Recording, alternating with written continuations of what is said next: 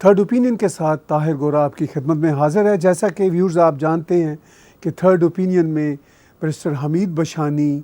اپنی رائے کا اظہار کرتے ہیں اور ہمیشہ ایک ایسی برین اسٹارمنگ کرتے ہیں جو بہت ہی ضروری ہے۔ آج ہم بات چیت کریں گے پاکستان میں فری ایکسپریشن اور فری تھاٹس کے حوالے سے۔ جیسا کہ خبروں میں بہت دنوں سے یہ بات گرما گرم ہے کہ پاکستان کے کس طرح 3 معروف رائٹرز کو، انٹلیکچوئلز کو ان کی یونیورسٹیوں میں ایکسٹینشن دینے سے یا ان کے حتیٰ کہ کانٹریکٹ ختم کر دینے کا اعلان کیا ہے، ان کی ایکسٹینشن بھی نہیں ہو سکتی۔ دوسری طرف پاکستان میں فری تھاٹ کا یہ حال ہے کہ عمران خان آج ہی پاکستان کی قومی اسمبلی میں اسامہ بن لادن کو شہید قرار دیتے ہیں، جو ایک انٹرنیشنل ریکگنائزڈ ٹیررسٹ ہے، اس کو وہ شہید کہتے ہیں عمران خان پاکستان کے وزیر اعظم۔ اور دوسری طرف جو ریشنلٹی کی بات کرنے والے انٹلیکچوئلز، پروفیسرز اور جرنلسٹ ہیں، ان کو یہ حق نہیں دیا جا رہا۔ دنیا بھر کی رپورٹس آ رہی ہیں کہ جتنا freedom of expression, freedom of thought پر اس حکومت نے کرب کیا ہوا، جتنا اس نے بندشیں لگائی ہوئی ہیں، اس سے پہلے کی حکومتوں میں بھی اس کی کوئی مثال نہیں ملتی۔ میرے ساتھ جڑے ہوئے ہیں اس شو کے روح رواں جناب بیرسٹر حمید بشانی صاحب۔ بشانی صاحب خوش آمدید آپ کے شو میں آپ کو ہی خوش آمدید کہہ رہا ہوں۔ تھینک یو جناب، تھینک یو۔ یہ بتائیے کہ میں نے ابھی ایک چھوٹی سی کمنٹری کی کہ کس طرح اکیڈیمکس کو، جرنلسٹ کو، انٹلیکچوئلس کو، فری تھاٹس رکھنے والے لوگوں پر پابندیاں اس حکومت میں سامنے آ رہی ہیں۔ اس سے پہلے مارشل لاؤ کے زمانے میں بھی ایسی خوفناک مثال نہیں ملتی، اور خود عمران خان اسمبلی میں کھڑے ہو کر آج کہتے ہیں اسامہ بن لادن شہید ہے۔ تو کیا وہ فریڈم آف ایکسپریشن صرف ان کے لیے ہے، باقیوں کے لیے نہیں؟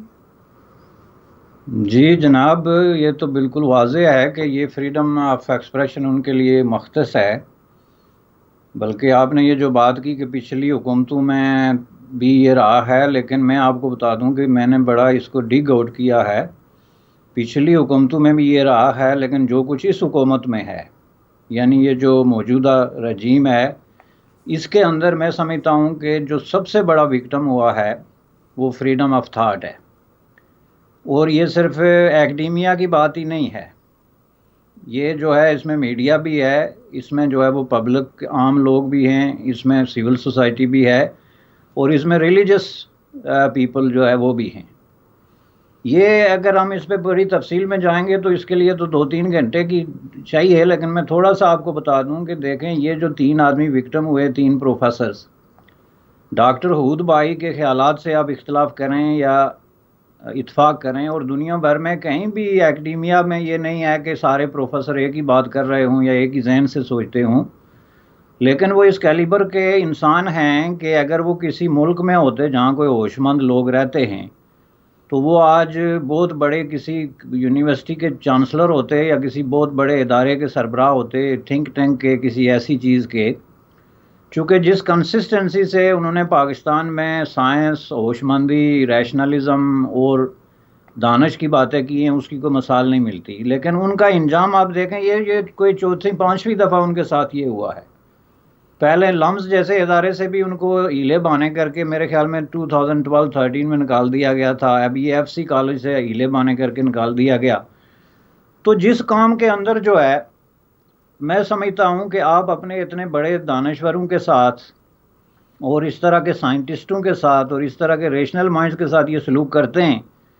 میں سمجھتا ہوں کہ وہ کام جو ہے اس نے طے کر لیا ہے کہ ہم نے خودکشی کرنی ہے۔ چونکہ آپ کے پاس ایک MIT کے کیلیبر کا پروفیسر ہے فزکس کا، دنیا بھر میں مانا جاتا ہے، وہ دنیا کے جو 15-20 سائنٹسٹ ہیں فزکس میں، ان میں سے ایک اس کا نام ہے، اور آپ کہتے ہیں کہ ہمارے بچوں کو یہ نہیں پڑھائے گا بلکہ مولوی صاحب پڑھائیں گے۔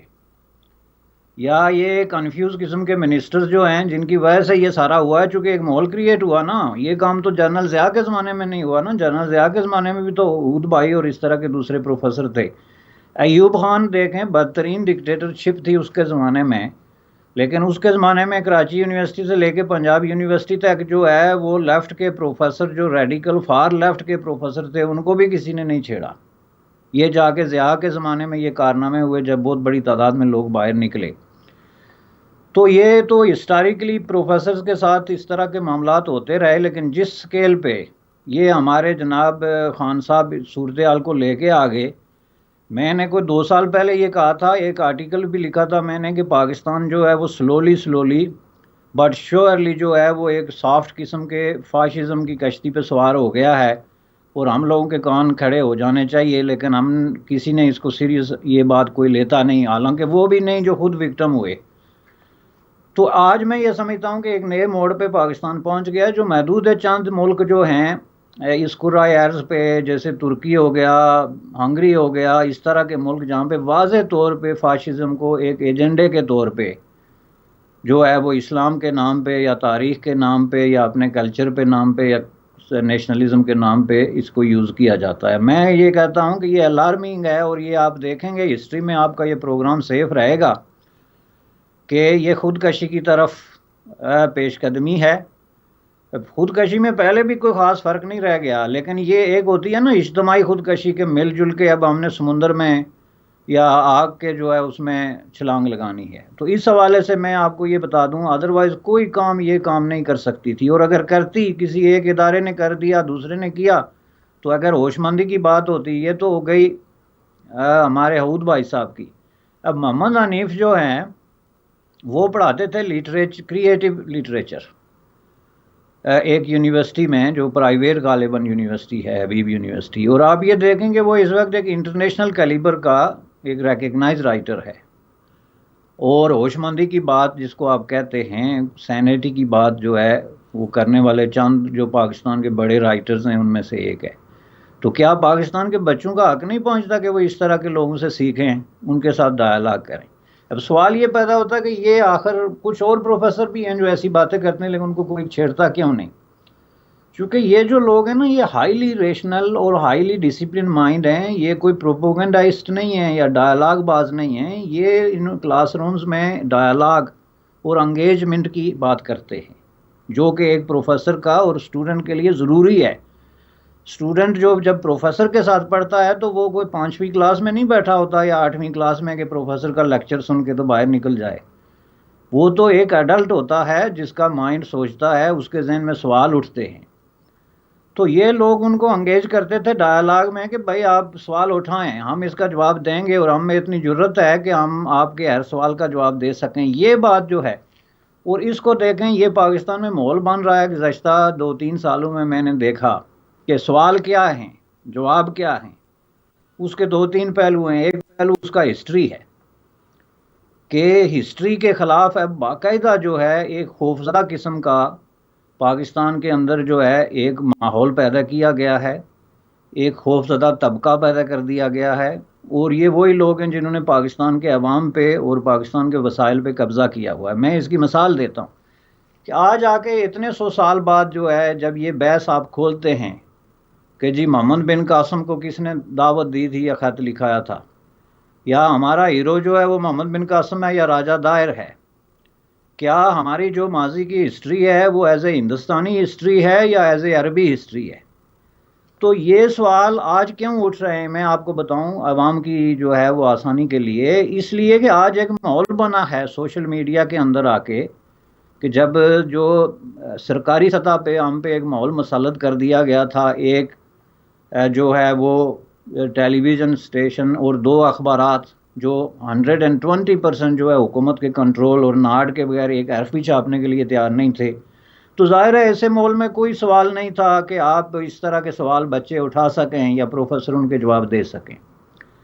تو اب یہ ہوا کہ جو ہماری کمیونٹیز ہیں یا سوسائٹیز ہیں وہ محدود نہیں ہیں کلاس روم تک، اس میں سوشل میڈیا ہے، فیس بک ہے، سارے یہ سلسلے ہیں. تو یہ سوال اٹھنے شروع ہوئے، تو جب وہ سوال اٹھتے ہیں تو بچے ظاہر کلاس میں اس کو ڈسکس کریں گے یا پروفیسر اس کو ڈسکس کریں گے. ایک نئے دور کی بات ہے، لیکن اس کے خلاف اتنا بڑا رد عمل جب سرکار اور ریاست کی طرف سے آتا ہے تو اس کا مطلب کیا ہے کہ ریاست جو ہے وہ خوفزدہ ہے اپنے ماضی سے. اور وہ ماضی کی سمت بدلنا چاہتی ہے. آپ نے کبھی ماضی میں جا کے ماضی کو بدلنے کی بات سنی ہوگی نا فکشنز میں، تو یہ بڑا ایک خوبصورت ہے، فیسینیٹنگ آئیڈیا ہے کہ میں بھی اگر ماضی میں جا کے اپنا ماضی ٹھیک کر سکوں تو جو کچھ غلطیاں میری جوانی اس میں ہوئی ہیں وہ فکس کر کے میں واپس آ جاؤں. تو یہ ہوتا نہیں، ماضی کو ایکسیپٹ کرنا پڑتا ہے.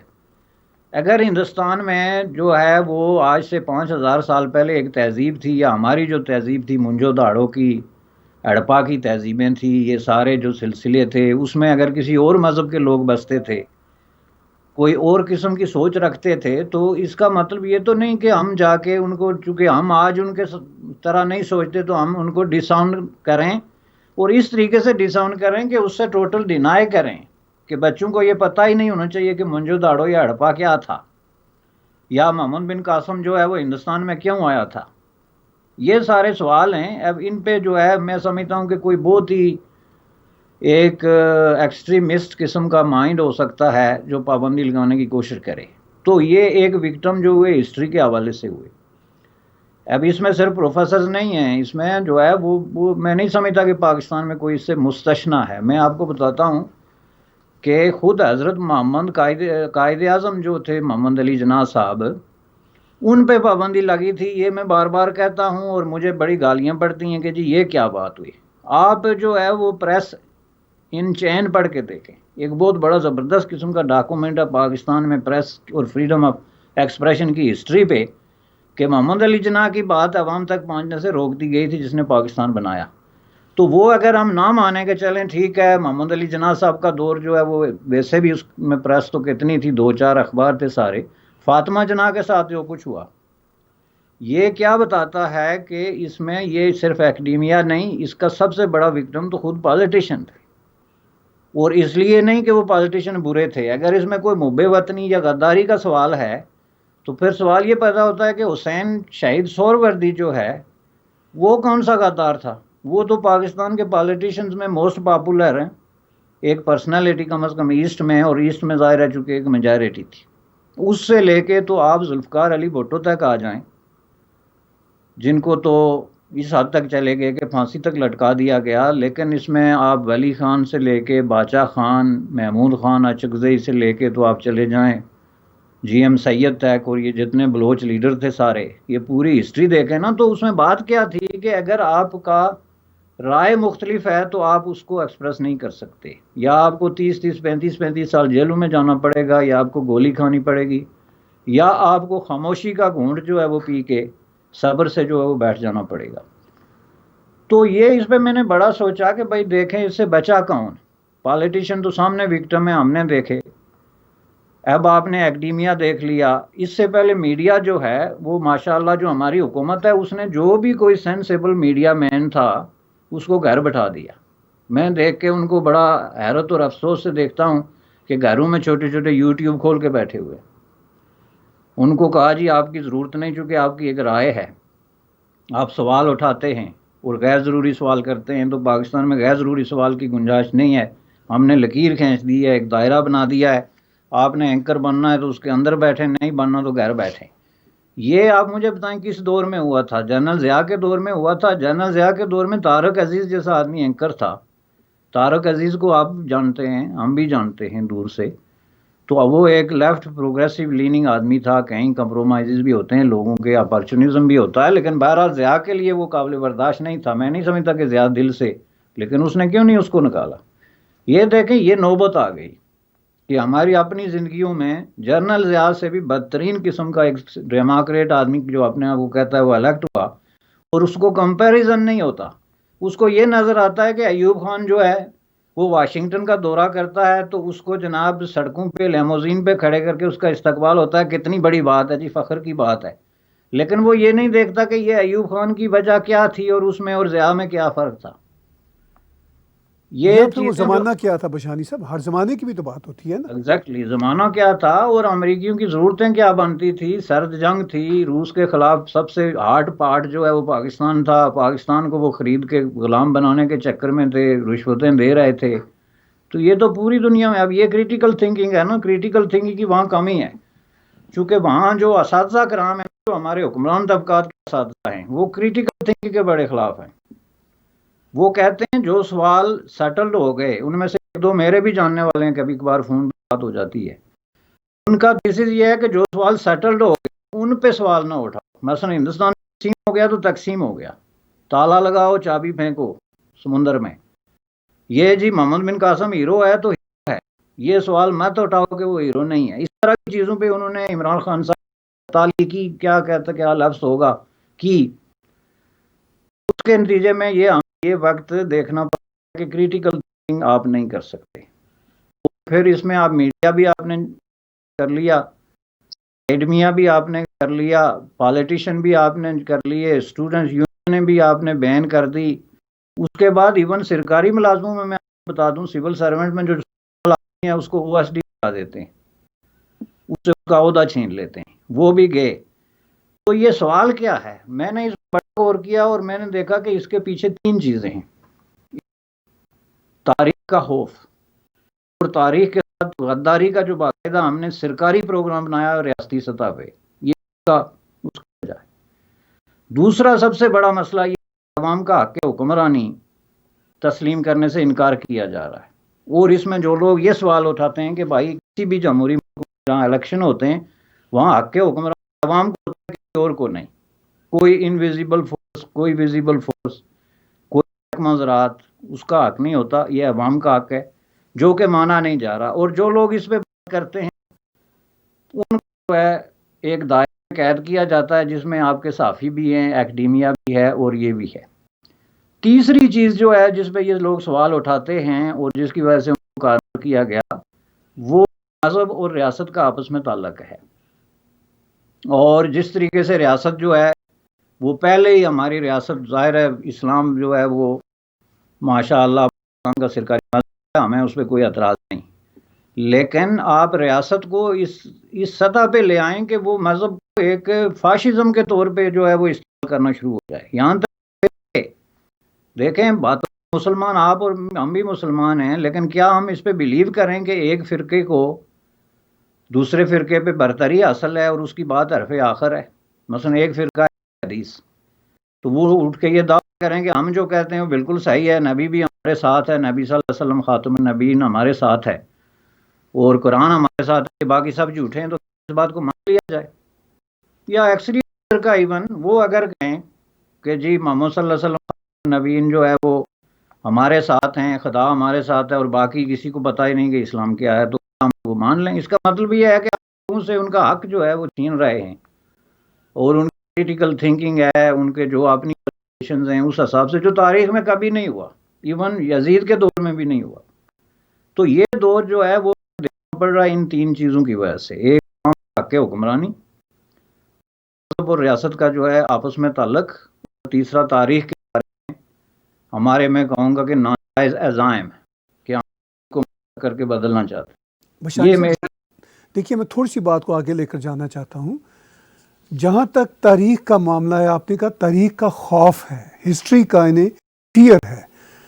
میں تو شاید بشانی صاحب اس کو اس طرح بھی نہیں دیکھتا، میں تو دیکھتا ہوں کہ ان کو ہسٹری کا فیئر ہی نہیں، ان کو اس کا ادراک ہی نہیں کہ ہسٹری ہے کیا، اور یہ ادراک کرنا بھی نہیں چاہتے۔ عمران خان کی مثال آپ کے سامنے، یہ ایک سپورٹس پرسن ہے، کرکٹر ہے، بیسیکلی ہیرو ہے قوم میں کرکٹر ہونے کے ناطے، مگر بالکل میں آج کہوں گا کہ عقل سے پیدل ہے۔ آج کا بیان تو یہ ثابت کرنے پر مجبور ہے کہ یہ عقل سے پیدل آدمی ہے، لیکن چونکہ یہ ہیرو ہے، اسٹیبلشمنٹ کا منظور نظر ہے، تو اس لیے وہ یہ سمجھتا ہے کہ وہ عقل کل ہے۔ نواز شریف یا زرداری یا بے نظیر کبھی بھی عقل کل خود کو نہیں سمجھتے تھے، وہ اپنے پالیٹکس کو چلاتے رہتے تھے اپنے انداز میں، مگر یہ کبھی بھی ان میں نہیں ہوتا تھا کہ ہم ہر چیز کو جانتے ہیں، یہ شخص ہر چیز کو جانتا ہے۔ تو اس میں خوف نہیں اس کو ہوگا تاریخ کا، اس کو ادراک ہی نہیں۔ اسی طرح کے ارد گرد کے لوگ ہیں، بشانی صاحب آپ بھی جانتے ہیں، میں بھی جانتا ہوں، جنہوں نے کتابیں لکھی ہیں پاکستان کی، میں نام نہیں لینا چاہتا، ہمارے ان کے ساتھ کچھ بزرگ ہیں، پڑھے ہیں کچھ لوگوں سے، ان سے وہ کچھ ایسے لوگ ہیں کہ جو واقعی کنونس تھے کہ یہ جو ہماری ہسٹری ہے، جو ہماری ہندو سویلائزیشن ہے، اس کا کوئی تعلق ہی نہیں۔ لیکن پریکٹیکلی بشانی صاحب یہ ہے کہ ایون جو مذہبی پاکستان کا شخص بھی ہے، اس کے بھی طور طریقے اور کلچر وہی ہے جو بھارت کا ہے، چونکہ آفٹر آل شادی بیاہ، آفٹر آل رسومات، ہر چیز تو ہم ایک ہی جگہ سے شیئر کر رہے ہیں نا، لیکن ماننا نہیں ہے، یہ اب حقیقتیں ہیں بشانی صاحب۔ میں جو آپ سے جاننا چاہتا ہوں، آپ نے اجتماعی خودکشی کی بات کی، آپ نے کہا کہ یہ آپ نے پریڈکٹ کیا تھا، میں بالکل مجھے یاد ہے آپ کی وہ تحریر بہت ہی کمال کی تحریر تھی، لیکن اجتماعی خودکشی کرنے والا اور اجتماعی خودکشی کی انڈورسمنٹ کرنے والا سب سے بڑا دنیا کا شخص اسامہ بن لادن، جس کو آج کے دن the day you and I am talking Bishani صاحب، اس کو وہ شہید کہہ رہا ہے۔ یعنی اجتماعی خودکشی آپ جو پریڈکٹ کر رہے ہیں وہ کہہ رہے ہیں ہم تسلیم کرتے ہیں، جو اجتماعی خودکشی کرنے والا شخص ہے وہ تو شہید ہے۔ یہ کوئی بہتری کی صورتحال آپ کو نظر آتی ہے؟ عوام یہ جاننا چاہتے ہیں، آپ کے ویورز، میرے ویورز یہ جاننا چاہتے ہیں، کیا یہ پھر ایسا ہی رہے گا یا کوئی بہتری کی کوئی صورت ہوگی کبھی؟ نہیں سر، یہ بڑا ڈس اپوائنٹنگ ہے، بلکہ rather this is very disturbing کہ پاکستان کی سوسائٹی جو ہے اس کو ایک قبرستان میں بدل دیا گیا ہے۔ یہ میں آپ کو بتا دوں، یہ جو بات انہوں نے کہی ہے بڑی جان بوجھ کے کہی ہے شاہد والی، اس لیے کہ یہ جو پاپولسٹ پالیٹکس ہے ان کی، اور ظاہر ہے کہ ان کی پاپولیرٹی میں آپ کو پتہ ہے کہ ایک اس طرح کا سیگمنٹ بھی، عمران خان صاحب بچپن سے ہی پرو طالبان مشہور ہیں، انہوں نے ان کی حمایت میں، ان کی تعریفوں میں کتابیں لکھی ہیں، آرٹیکل لکھے ہیں۔ 20-25 سال پہلے ایک آرٹیکل میں نے پڑھا تھا علاقہ غیر کی کلچر کی تعریف میں۔ ہاں، کوئی وہ تو کلچر، کتاب بھی لکھی ہے انہوں نے۔ ہاں، کوئی کلچر برا نہیں ہوتا، کلچر مختلف ہوتے ہیں، لیکن ایک ایسے کلچر میں جہاں آپ کو تنقید پہلے کرنی چاہیے کسی تعریف سے پہلے، کہ یہاں پہ عورتوں پہ پابندی ہے، ان پہ ظلم و تشدد ہے، سماج میں اوور آل ناانصافی ہے، ایک سرداری نظام ہے جس کے اندر کوئی جو ہے وہ جو حقوق ہیں لوگوں کے وہ سیف نہیں، یہاں پہ ناانصافی کی وجہ سے غربت کی یہ حالت ہے کہ لوگ جو ہے وہ بعض غاروں کی طرح جو ہے وہ رہتے ہیں، یہ چیزیں پہلے آپ پیش کریں نا، تو پھر ان کے کلچر میں اگر کوئی اچھی بات ہو گئی کہ مثلا جرگہ ہے جو کہ ایک قدیم democratic way of settling down جو چیزیں ہیں، تو ایک چیز کی آپ تعریف کریں، لیکن جب آپ یہ کہیں کہ نہیں جی دنیا کے سب سے خوبصورت انسان اور سب سے خوبصورت کلچر یہی ہے، تو پھر آپ جمہوریت، انسانی حقوق، ماڈرنزم، یہ چیزیں پھر آپ وہاں نہیں لے جائیں گے نا، پھر آپ اسی کلچر کو جو پریزرو کریں گے۔ یہ کیا ہے؟ یہ خان صاحب کے بہت سارے کنفیوژنز میں سے ایک ہے، لیکن وہ پرو طالبان ہیں، انہوں نے کھل کے طالبان کی حمایت کی مذاکرات کی آڑ میں، کہ جن سے مذاکرات کرنا چاہیے، لڑنا نہیں چاہیے۔ تو اس میں جو پاپولسٹ پالیٹکس ہے، اس میں ایک بات یہی ہے کہ ایک وقت ایسا آ گیا تھا کہ پاکستان کا سب سے پاپولر ترین آدمی اسامہ بن لادن کو بنا کے پیش کیا جاتا تھا۔ آپ کو یاد ہوگا کہ لاہور کی ایک ایلیٹ کلاس نے اس وقت یہ پروپوز کیا تھا کہ اس کو امیر المومنین ڈکلیئر کر دیں، اسامہ بن لادن کو، یہ ایک مہم چلی تھی۔ تو یہ مہم چلی تھی تو اس کی وجہ انہوں نے یہ بتائی تھی کہ اس وقت اسلامی دنیا میں اس سے زیادہ پاپولر آدمی ہے ہی کوئی نہیں، اور اگر یہ ہم بنا دیتے ہیں تو یہ وہ جو خلافت ہماری ہے وہ واپس ہو جائے گی۔ جس ملک کے اندر آپ لوگوں نے لوگوں کا یہ حشر کر دیا، میں نے یہ بات وہاں سے ایکڈمیا سے کیوں شروع کی تھی کہ آپ نے بچوں کی جگہ شاہ دولے کے چوہے بنانے شروع کر دیے، ان کے دماغ آپ نے پکڑ لیے، ان کو چھوٹا کرنا شروع کر دیا۔ جس طرح کہ ایک ملیٹری ٹریننگ ہوتی ہے نا، ملیٹری ٹریننگ کی خاص بات یہ ہوتی ہے کہ سپاہی کو دوسرے تیسرے کو زیادہ سوال و جواب کی اجازت نہیں ہوتی، آرڈر فالو کرنے کا ایک کلچر ڈیولپ کیا جاتا ہے، چونکہ آرمیز اور ملیٹریز جو ہیں انہوں نے ڈسپلن رکھنا ہوتا ہے کہ ایک کیپٹن صاحب سپاہی کو حکم دیں یہ کرو تو وہ آگے سوال پوچھے تو پھر فوج تو نہیں چلے گی نا، اس نے پھر کرنا ہے۔ That's what you are doing, کہ آپ نے کام کو ایک بھٹی میں ڈالا ہوا ہے اور اس بھٹی سے اس کو نکال رہے ہیں۔ دس از ناٹ نیو، یہ بہت پہلے ہوا ہے، تاریخ اٹھا کے آپ دیکھیں تو کئی قوموں نے یہ کیا، اور آج بھی کچھ قومیں ایسی ہیں جو اپنے لوگوں کی برین واشنگ کر کے تو اپنا جو خود ساختہ قسم کا جھوٹ ہے اس کو سچ بنا کے پیش کر رہے ہیں۔ آج آپ دیکھیں پوٹین صاحب جو ہیں تاحیات صدر بننے کے منصوبے بنا رہے ہیں، یہ 2020 ہے وائل وی اسپیک، کیا کہتے ہیں اس کو، جون کا مہینہ ہے، تو اس میں اگر ایک ملک کا صاحب جو ہیں وہ کہتے ہیں مجھے تاحیات جو ہے وہ صدر بنا دو یا وزیر اعظم بنا دو، تو اس سے آپ دیکھ سکتے ہیں کہ دنیا میں کچھ بھی ہو سکتا ہے، اس لیے ہوشیار رہنے کی ضرورت ہے۔ آپ نے کہا بشائی صاحب دنیا میں کچھ بھی ہو سکتا ہے، ہوشیار رہنے کی ضرورت ہے، مگر دنیا میں جو یہ کر رہے ہیں اپنے ہی رستے بند کر رہے ہیں، کیونکہ اگر ایسا کرنے سے بشانی صاحب کوئی فائدہ ہوتا ہو پاکستان کے سماج کو، اپنی تاریخ کو جھٹلانے سے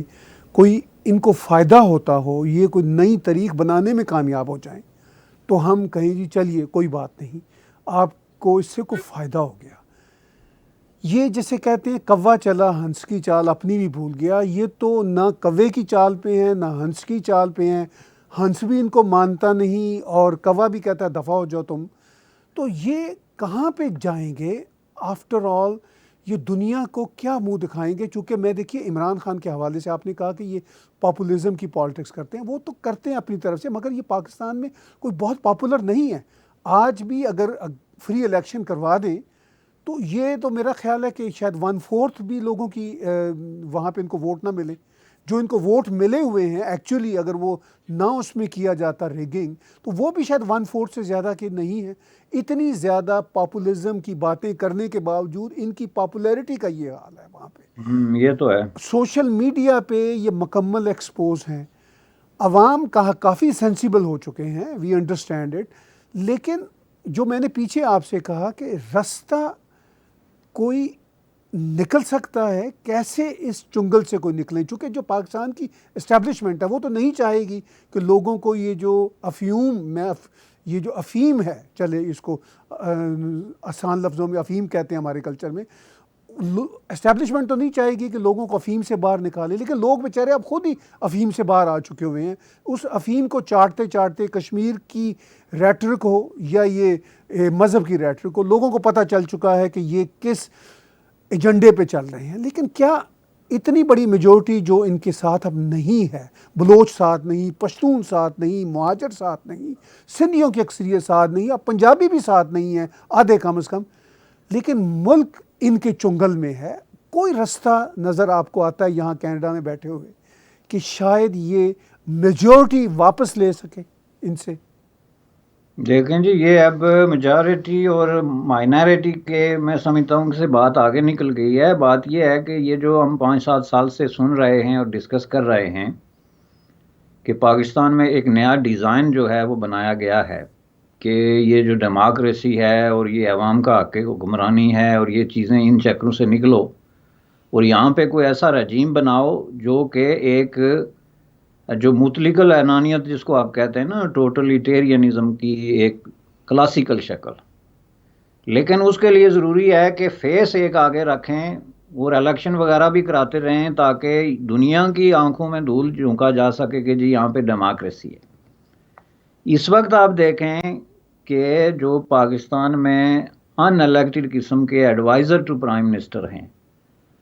وہ منسٹر سے کہیں زیادہ پاورفل ہیں، اور آپ کو اندر کی خبریں بھی آ رہی ہیں کہ وہ میٹنگز میں بات ان کی سنی اور سنائی جاتی ہے، منسٹرز کی نہیں۔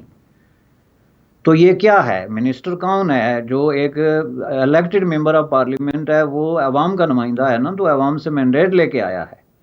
تو اس کا مینڈیٹ آپ نے پیچھے کر کے تو اس کی جگہ ایک ان الیکٹڈ بندہ رکھ لیا، اور اس میں بھی آپ دیکھیں ایک مخصوص بیک گراؤنڈ کے لوگ جو زیادہ تر ملٹری سروسز سے آئے ہیں وہ مشیر ہیں، اور وہ مشیر بھی اتنے پاورفل ہیں کہ ان کی بات کو کوئی نہ نہیں کرتا۔ یہ پروسیس میرے خیال میں وہ ڈیزائن جس کی میں بات کر رہا ہوں، یہ اس کا پہلا سٹیج ہے۔ اگلے سٹیج میں جا کے اس سے بھی اگلی بات ہو جائے گی کہ اس میں بھی جو ہے وہ سول اور ملٹری بیوروکریسی کے ہاتھ میں حکومت ہوگی، اور اس کے اوپر چہرہ جو ہے وہ خواہ عمران خان صاحب کا ہو یا یہ پٹ چکے ہوں تو ان کی جگہ کوئی نیا آ جائے۔ لیکن اب جو پاکستان جس چیز پہ چڑھ گیا، جس گاڑی پہ، جس وہ تانگے پہ سوار ہو گیا ہے، اس سے اب اس کا اترنا یہ محض چھوٹے موٹے الیکشن کے ذریعے پاسبل نہیں ہوگا، چونکہ دیکھیں یہ اسٹیبلشمنٹ کی ٹوٹل گرفت ہے، اور آپ نے دیکھ لیا کہ یہ جو ایشوز ڈسکس ہو رہے ہیں، مثلا 18ویں ترمیم ہے کہ 18ویں ترمیم کو ریورس کرو، اس سے پرابلم کس کو ہے؟ یہ جو بجٹ کا مسئلہ ہے، آپ مجھے یہ بتائیں کہ جب کرونا جیسے تجربے کے بعد بھی دنیا کے کسی ملک میں یہ پاسبل ہو سکتا تھا جو بجٹ پاکستان میں آیا ہے کہ آپ نے ڈیفنس کا بجٹ انکریز کیا اور میڈیکل کا بجٹ پہلے سے بھی غالباً جو ہے وہ کم ہے موجودہ حالات میں، چونکہ حالات ایسے تھے کہ اس میں وہ بجٹ ریورس ہو کے اتنا آگے جانا چاہیے تھا، کم از کم بنگلہ دیش کے برابر تو ہونا چاہیے تھا نا، 5% صحت پہ، تعلیم پہ۔ آپ کے جو نعرے تھے جس کی بنیاد پہ آپ نے لوگوں کو بیوقوف بنا کے اقتدار لیا ہے، اس میں سے کون سا ایسا نعرہ ہے جو اس بجٹ کو لے کے تو حقیقت کا روپ دھار سکتا ہے؟ یہ دیکھیں، میں نے ایک مثال دی تھی ایک آرٹیکل میں کہ یہ جو تھا ہاربرٹ ہوور جو امریکی صدر تھا ڈپریشن کے زمانے میں، یہ بڑی زبردست مثال ہے، میں دہرا دوں آپ کے آڈینس کے لیے کہ وہ ڈپریشن کی وجہ سے جو اکنامک جو ہے طوفان آیا تھا، تو اس سے پہلے وہ 1 سال پہلے الیکٹ ہوا تھا، تو وہ امریکہ کا موسٹ پاپولر پالیٹیشین تھا پوری ہسٹری میں۔ وائی کہ وہ جو کوئی اس نے ہیومینیٹیرین کام کیے تھے، قیدی ویدی چھڑانے کے، ادھر تو لمبی کہانی ہے، لیکن ریلیونٹ بات یہ ہے کہ وہ پاپولر اس لیے تھا کہ ریپبلک اور ڈیموکریٹ دونوں نے اس کو آفر کی کہ ہمارا پریزیڈنشل کینڈیڈیٹ بنو، وہ پاپولر یو کوڈ بھی، اس کے پیچھے دوڑتے تھے۔ وہ اوور ویلمنگ میجارٹی لے کے ہسٹری کی تو پریزیڈنٹ منتخب ہو گیا۔